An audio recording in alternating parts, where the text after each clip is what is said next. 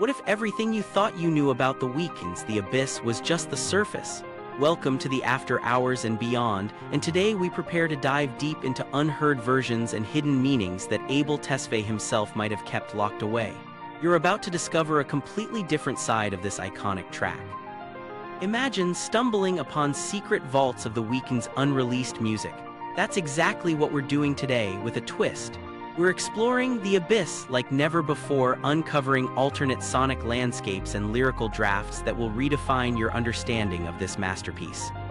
You think you know the song, The Abyss, released January 31st, 2025 as part of the Hurry Up Tomorrow album and featuring subtle vocals by Lana Del Rey. But the lineage of the track runs deeper than that, as a track titled Hold Your Heart as early as 2017, which was produced by Skrillex. The version eventually leaked in June of 2022, years ahead of the album drop.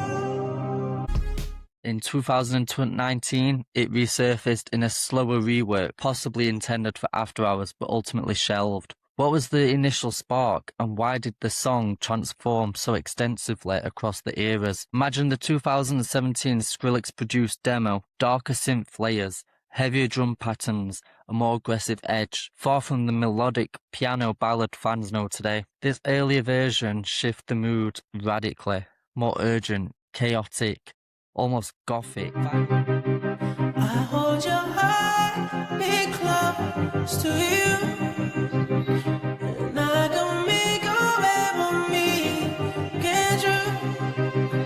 I hold it now, I feel your love, I hold it never be on me, get lost.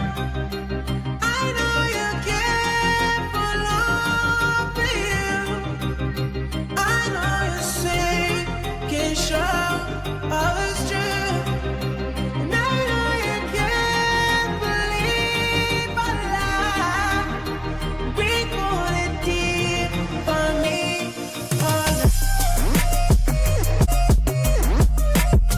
Release trades chaos for controlled melancholy. It strips back the piano, replaces bombastic drums, and Lana's haunting outro adds ethereal depth to the song that we now love and know. Whereas the demo is more the OG Weeknd. It's raw, it's experimental, and it's not quite radio ready. It may have been scrapped for being too niche, too abrasive for mainstream, or emotional ballads on Hurry Up Tomorrow. It might have just been the piece that he's been saving the best for last. Early lyric versions include placeholder verses, reframing the narrative. For instance, in the first draft lyrics like I hold your heart, be close to you. They then eventually changed in the version we know now to just hold my heartbeat close to you. These early lines suggest a wounded, dependent emotional angle. Revising to more universal urgency and liberation shifted the emotional framework entirely.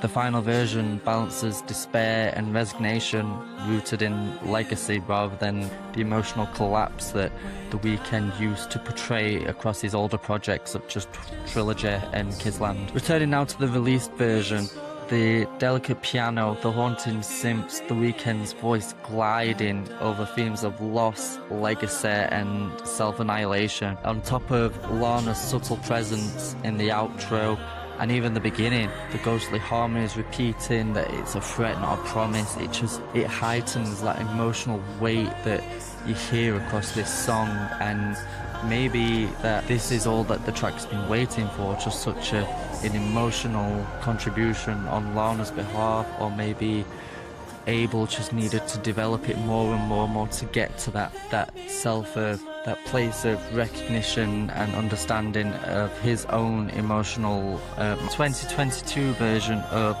Hold Your Heart, as it was then known, premiered during one of the Weeknd's live streams alongside the release of After Hours, which came out during the COVID pandemic and was a dark time for a lot of people. I definitely think After Hours brought out a lot of hope and a lot of joy for the true fans that were going through the hard times, and even those live streams alone, it wasn't just that one song that we heard as a demo, it was what we now know to be Take Me Back to LA as well, being demoed, as well as Nothing Compares, which was later released on the After Hours Deluxe, which came out later on in 2021. Time frame is crazy to think, from going from After Hours, where we first heard this demo, through Dawn FM, and then finally into Hurry Up Tomorrow. Maybe he felt it just didn't go alongside the rest of the tracks on After Hours or Dawn FM,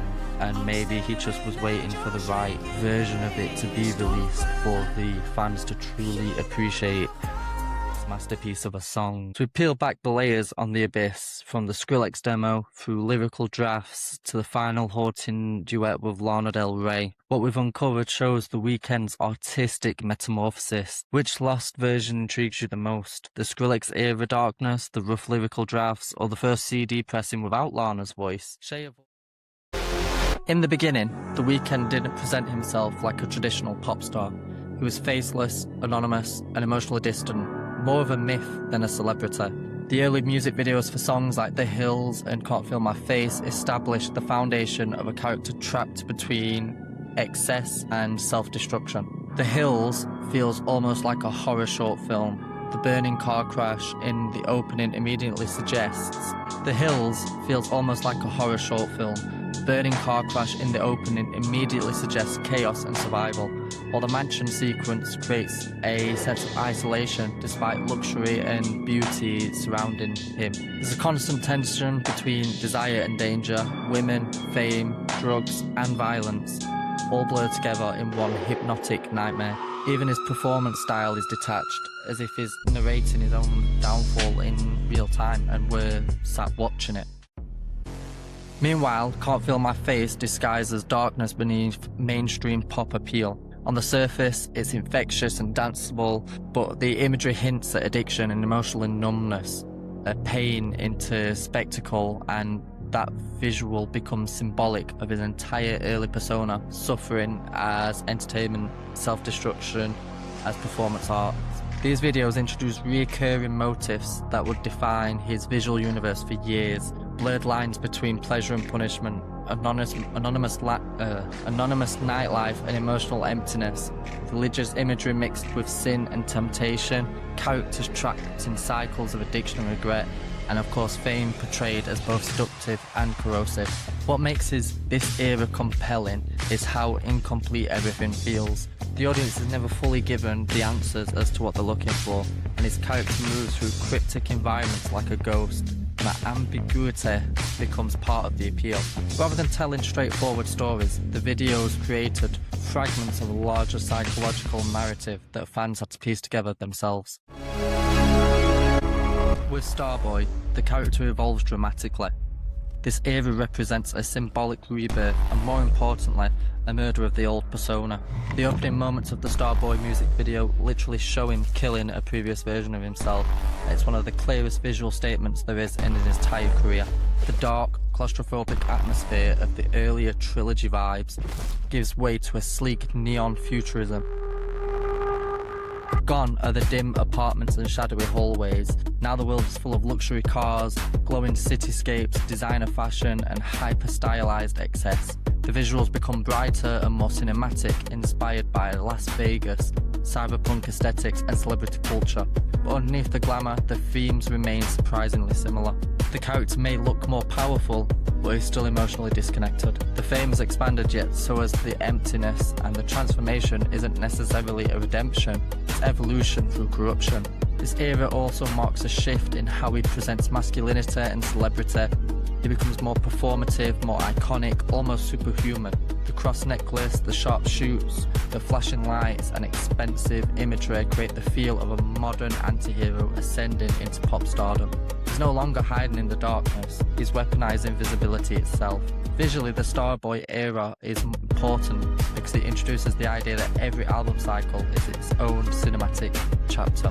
Each transformation becomes intentional. New hairstyles, new colour palettes, new settings and symbolisms, new versions of the character, new psychological states. Instead of isolated music videos, he starts functioning like an interconnected universe. By the time Dawn FM arrives, the character has moved beyond fame and self-destruction into something of almost metaphysical. The album feels less like a collection of songs and more like a journey through the afterlife. The central concept places him in a liminal realm, a purgatory-like space between life and death. The presence of Jim Carrey as the eerie radio host is crucial to this atmosphere.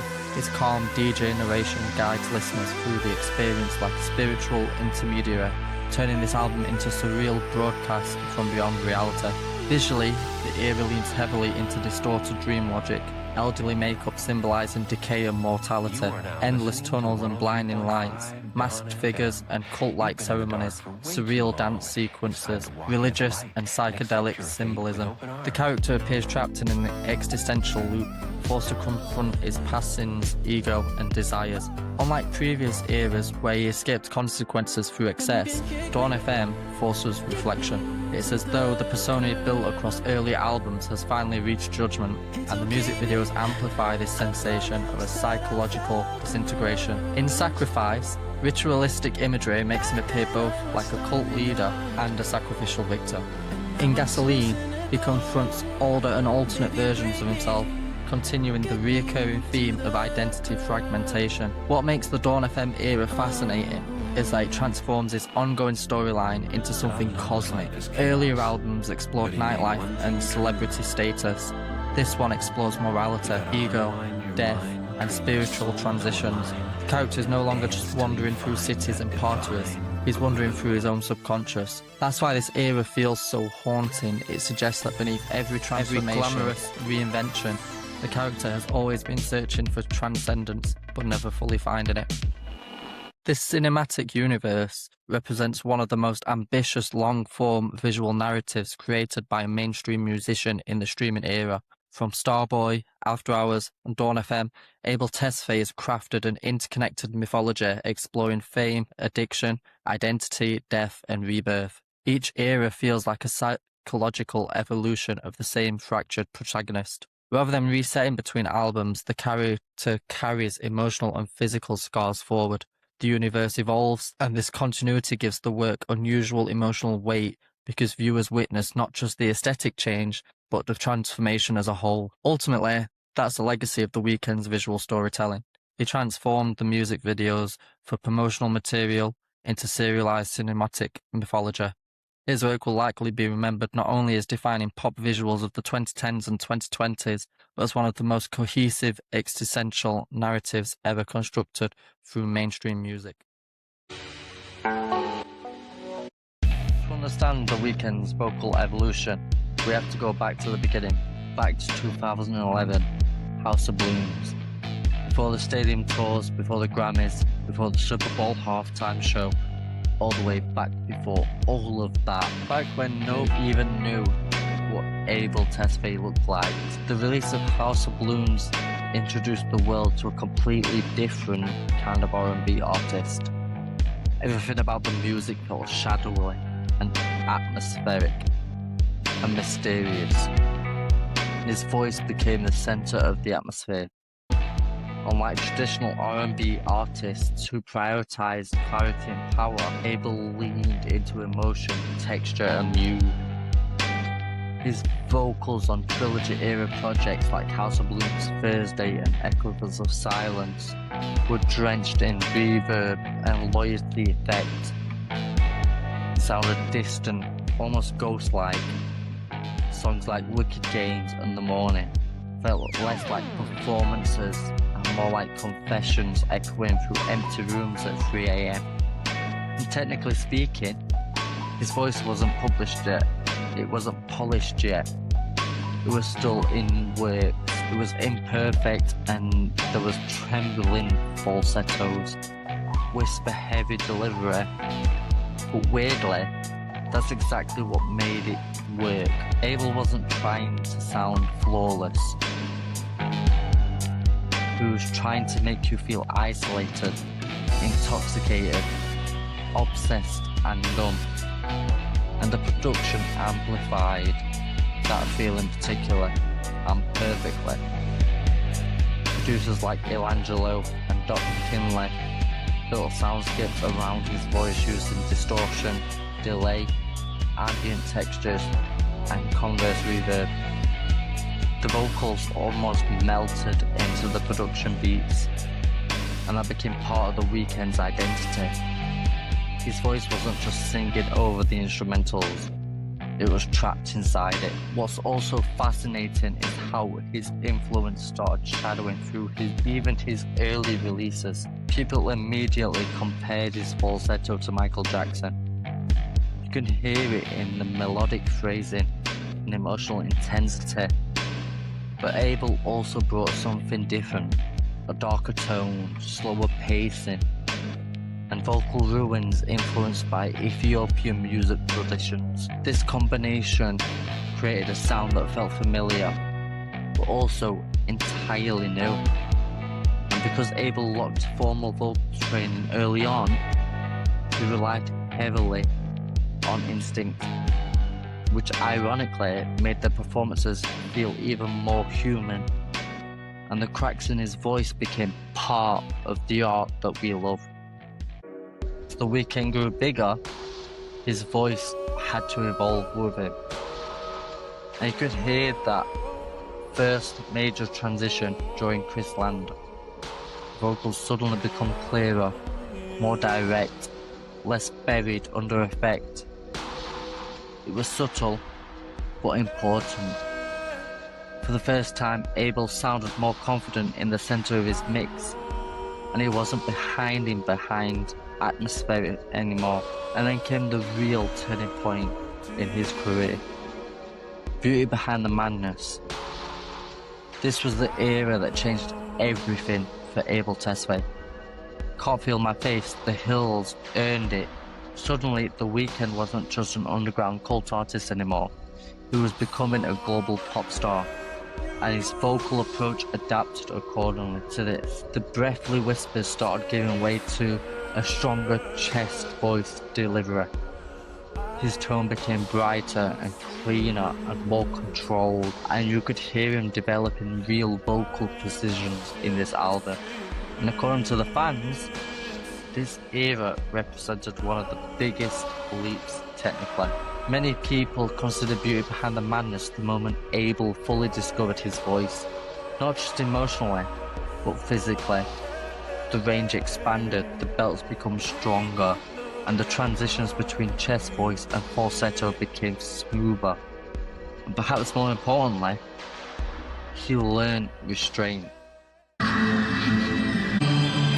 Mainstream pop vocals without losing his identity.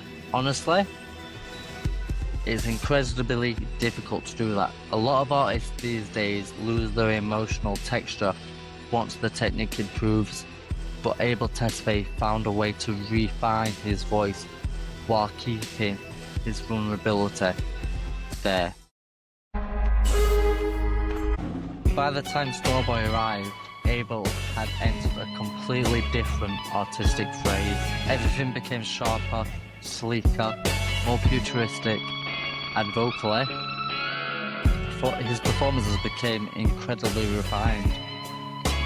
This era introduced a new level of precision, and the rough edges from Trilogy were all gone. Instead, we got polished harmonies, tight vocal layering, and cleaner melodic control. But what's interesting is that Abel didn't just simplify his vocals, he actually became more experimental. Tracks like Starboy and Secrets introduced rhythmic vocal phrasing that felt heavily influenced by synth pop and electric music. His voice became more percussive. You also start hearing more intentional use of vocal processing, such as auto-tune textures, vocoder effects, and digitally layered harmonies. But unlike artists who use effects to hide weak vocals, Abel Tesfaye used them stylistically. The processing became part of the character. Emotionally, the era feels colder, more detached, and that's what makes it perfectly match the theme of the fame, excess, and celebrity alienation running throughout Starboy's themes. Shortly after along came My Dear Melancholy, which briefly pulled things back emotionally. The project reintroduced vulnerability, but now with a greater technical control than trilogy albums. The Heartbreak sounds cleaner, more mature, less chaotic. It was almost like hearing an older version of the same wounded narrator from 2000. The Weeknd then entered what many fans consider his creative peak. After Hours on Dawn FM transformed Abel from a singer into a vocal storyteller. And this is where his voice stopped functioning just as an instrument and it started functioning like vocal storyteller. And listen carefully across his albums. You'll notice something fascinating. He changes vocal tones depending on an emotional perspective. Throughout these albums, sometimes he sounds vulnerable and desperate, other times robotic and anxious, and sometimes hypnotic, sometimes almost spiritually detached.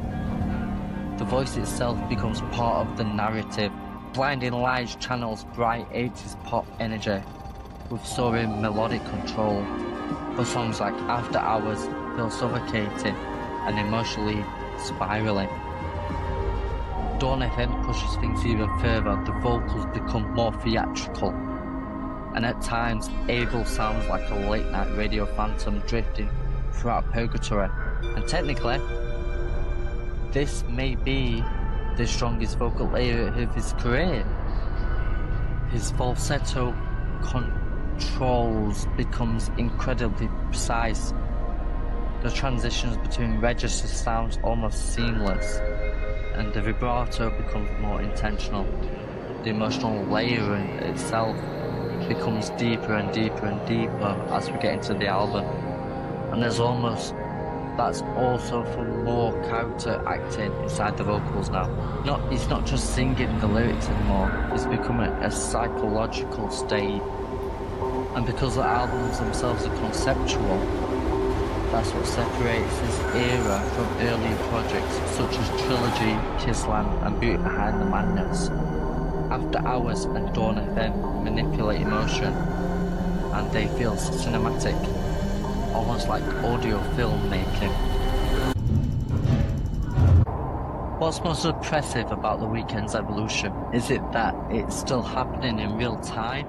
Touring massive stadiums has forced Abel to improve stamina and consistency, and performing night after night requires extreme discipline. It requires warm-ups, breath control, hydration and technique. Over the years, you can hear how much stronger Abel's live vocals have become. Collaborations have also pushed him creatively, working across pop, electronic, hip-hop and synthwave productions force him to constantly adapt his vocal approach. And now, with hints of artistic reinvention surrounding Hurry Up Tomorrow and the possible ending of The Weeknd itself, fans are wondering what comes next. Will Abel lean into a deeper, more mature vocal tone? Will the performances become more stripped back and human? Or will he continue experimenting with cinematic and vocal storytelling? Whatever direction he chooses, one thing is clear. The evolution of his voice has always mirrored the evolution of his identity. And that's why his music resonates so deeply with the fans. All the visuals, all the mythology, you're still hearing a person searching for meaning throughout the sound. So now we want to hear from you. Which era of The Weeknd resonates with you the most? Do you prefer the raw emotion falsettos of Trilogy? Or do you prefer the polished power of Beauty Behind the Madness? Or the cinematography behind After Hours and Dawn FM? In 2011, R&B was in a strange place. the genre was still dominated by polished radio hits, powerful vocal performances, and themes of romance, heartbreak, and desire. Artists like Usher, Chris Brown's, Trey Songz, and Neo were defining the mainstream sound. Then, out of nowhere, a mysterious artist from Toronto uploaded a handful of songs to YouTube. Nobody knew his face, nobody knew his story. All people knew was the music. It was dark, haunting, cinematic, and dangerous. The artist called himself The Weeknd, and within less than a year, he released 3 mixtapes that would completely reshape the sound, aesthetic, and emotional landscape of modern R&B. Those projects were House of Balloons, Thursday, and Echoes of Silence. Together, they would later be compiled as Trilogy. And more than a decade later, Trilogy isn't just considered a classic, it's viewed as one of the most important R&B releases of the 21st century. Today, on After Hours and Beyond, we're exploring why Trilogy was so revolutionary, how it changed the genre forever, and why its influence can still be heard across music today. Weeknd, baby. Weeknd. Who is this guy? Nobody has that mystique anymore. There's one person that does, and that's Abel. A triple album in this day and age, unheard of. This is the greatest thing that happened to music in a long time. To understand why Trilogy felt so shocking, we need to understand what R&B sounded like before it arrived. For decades, mainstream R&B largely focused on themes of love, relationships, seduction, and emotional vulnerability. Even when artists explored darker subjects, the music often maintained a polished and accessible presentation. The production was clean, vocals were front and centre, and the goal was often emotional connection and commercial appeal. Then The Weeknd arrived and flipped the formula upside down. Instead of romance, he gave listeners emotional detachment. Instead of fantasy, he offered self-destruction. And instead of polished optimism, he created a world filled with drugs, loneliness, toxic relationships, and existential emptiness. And perhaps most importantly, he didn't present these themes as cautionary tales. He simply dropped listeners directly into the experience. That level of emotional ambiguity was rare in mainstream R&B. Listeners weren't being told what to think, they were being invited into a dark psychological world. When House of Balloons released in March 2011, it immediately felt different from anything else happening in R&B. The production was atmospheric and experimental, the songs moved like dreams or nightmares, and producer Ilangelo helped create soundscapes that felt enormous and empty at the same time. Reverb-drenched synths, distorted drums, unexpected samples, long stretches of tension, and floating above it all was Abel's voice. His falsetto wasn't perfect, but it was emotional, haunting, and almost ghost-like. Songs like Wicked Games became instant cult classics because they captured something listeners hadn't heard before. A protagonist who was emotionally broken and completely aware of it. The character wasn't asking for sympathy, and he wasn't looking for redemption either. He simply existed within the chaos that he created. Tracks like The Morning and High for This expanded that world even further. Luxury, addiction, desire, and loneliness all became intertwined in these songs, and House of Balloons essentially introduced a new emotional vocabulary to R&B, one built around emptiness rather than fulfillment, and audiences couldn't help but look away. If House of Balloons introduced listeners to The Weeknd's world, Thursday dragged them deeper inside it. This mixtape is arguably more uncomfortable than its predecessor. The themes become heavier, the relationship becomes more toxic, and the emotional detachment becomes more apparent. Thursday explores obsession, dependency, and emotional manipulation in ways that we rarely discuss so openly within R&B. The songs feel slower and more hypnotic and almost claustrophobic. Abel's voice becomes another instrument inside the production rather than simply sitting on top of it. His vocals fade in and out of the massive walls of sound. Whispers become melodies, and melodies become atmosphere. The mixtape challenged traditional expectations of what R&B vocals should sound like, and instead of showcasing technical perfection, it prioritized emotional immersion. That influence can be heard across countless artists who emerged later on. The mood becomes just as important as the melody. Sometimes even more important. Then comes Echoes of Silence. For many fans, this remains the strongest project in the entire trilogy. It's darker, more cinematic, and more emotionally devastating. Everything in the mixtape feels sharper and more focused. Abel's songwriting matured significantly across this year, and the narrative becomes more introspective, the production becomes more ambitious, and the emotional weight becomes almost overwhelming and too much to bear. Songs like Montreal and Next reveal a protagonist beginning to understand the consequences of his lifestyle. Not necessarily changing, but recognising the damage that he is doing. Echoes of Silence transformed the trilogy from a collection of dark songs into something larger. It turned the whole thing into a character study, a psychological portrait, a modern tragedy. By the end of the mixtape, listeners had spent nearly 30 songs watching a person spiral through pleasure, addiction, intimacy, and alienation. And unlike most stories, there was no happy ending waiting at the finish line of this one, only silence, which makes the title feel even more powerful. The influence of Trilogy cannot be overstated. After its release, R&B began changing rapidly. Artists increasingly embraced darker production and atmospheric soundscapes, as well as minimalistic songwriting, emotional ambiguity. The genre became moodier and more introspective and much more experimental. What people now call alternate R&B exploded in popularity. Artists such as Bryson Tiller, Party Next Door,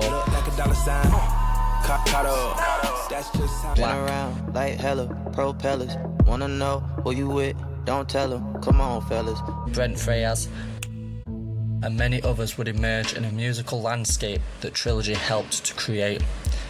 You can hear the Weeknd's fingerprints everywhere you go. The atmospheric production, the vulnerable yet detached vocals, and the late-night aesthetics. The blending of hip-hop, electronic music, and R&B. Even beyond music, Trilogy changed how artists approach image and branding. Before social media, transparency became the norm. The Weeknd built intrigue through mystery. No interviews, few photographs, and almost no public presence at all. The music spoke for itself, so he didn't have to. That strategy created a mythology around the artist that many would later attempt to replicate. And perhaps that's the greatest achievement of Trilogy. It proved that mainstream success didn't require fitting into existing expectations. An artist could be mysterious, experimental, uncomfortable, and yet still connect with the millions and millions of people out there.